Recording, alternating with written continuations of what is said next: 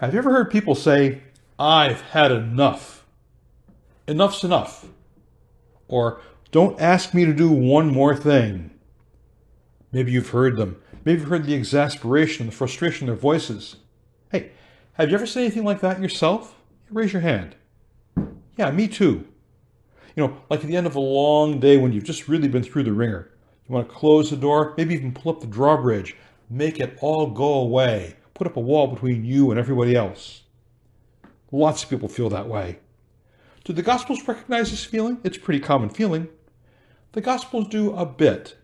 Hear me out on this. Like last Sunday's Gospel, Mark's Gospel, Jesus has received the disciples. He sent them out to heal and to be with the people, and they're coming back. They've been praying and healing and forgiving sins, and Jesus invites them to share. And they're tired, but they're enthused. They're bubbling over with their experiences. And the people, they come, and they're pressing in on them. Jesus decides he needs to take the disciples away, take them away in a boat to a secluded place that they can rest. Somehow, the people get around the lake before Jesus and the disciples get across the lake in the boat. Imagine the frustration they feel when they get there. The disciples must be really, really disappointed. Or today's gospel, John's gospel. Jesus is healing the sick. There's this multitude of people there on the hillside. Large number of people, 5,000 or more. It's the end of the day. Passover is coming soon. Jesus looks at the disciples and asks them, what can we do to feed these people?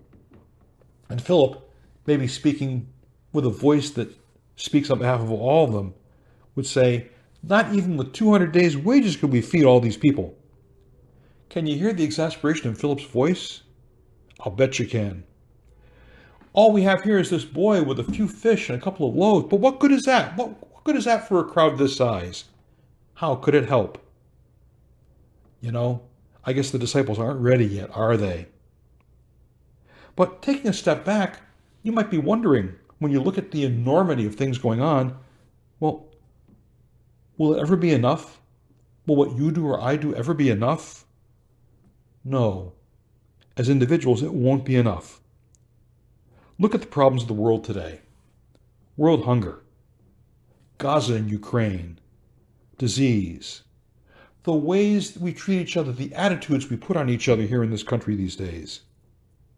You might be thinking, I can donate a couple of dollars towards this or that. I can scratch out a check.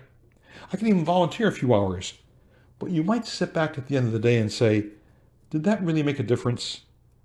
Maybe you and Philip might be of one mind on this. I mean, there's only one of me. What can I do? But Jesus, in our gospel, last week in our gospel today, Jesus has a different response. Let's look at last week's gospel. Jesus sees the crowd on the lake shore when they've come across. He's not frustrated. He looks at them with pity. He thinks they're like sheep without a shepherd. He sends the disciples away to rest. He stays and heals the people, listens to the people. He shepherds them. Or look at, let's say, today's gospel. Jesus takes the table scraps that the small boy has, and he feeds the multitude, so much so they have baskets of leftovers when they're all done. Jesus feeds the people. Jesus fills every need, feeds every need. You might sit back and think, well, that's Jesus. When I do things, will it be enough? Well, following the example of Jesus, it will be enough to make us part of something good. It will be enough to help transform someone's life. Maybe I can't save the whole world, but I can save this person right here in front of me now. Feed them, heal them, forgive them, listen to them, walk with them. We're being called to transform people. You and me. We follow Jesus, who transforms everyone. We are called to transform too. It's enough to remind us of all that we are grateful for. It's enough to change us. It's enough to consider the possibilities of what simple acts of generosity and mercy and care can do in the world. Think of just about every other thing Pope Francis has been saying for the last 11 years. Mercy, compassion, the ways of Jesus. Heal, be present, walk with. To follow Jesus is not about being successful or being effective. It's about being faithful in a faith-filled way. Be faithful. Follow Jesus. Follow his example. God's love calls us to live and perform acts of compassion and mercy every day. And we look at the examples of Jesus in the gospel, where he is living compassion and living mercy to those who are lost. They seem to be like sheep without a shepherd, or to those who are hungry at the end of the day. Now, I made that reference to John's gospel and Mark's gospel. Here's a little switch we have for a few weeks in the summer. For the next few weeks, we get John's 6 chapters, our gospel, the bread of life discourse.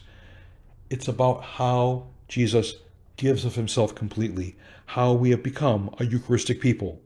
Jesus shows us that he is fully alive, fully divine in his body and blood, which he gives to us. And he calls us to be a body and blood gift for others.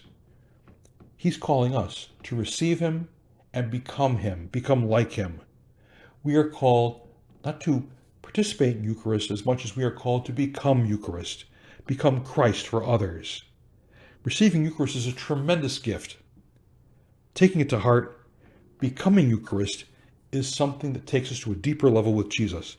In our journey with him, with our following of him, this is more where Jesus is calling us to go. We are called to be with him, to follow him, and we do this, we live this, we mean it, and then it will be enough.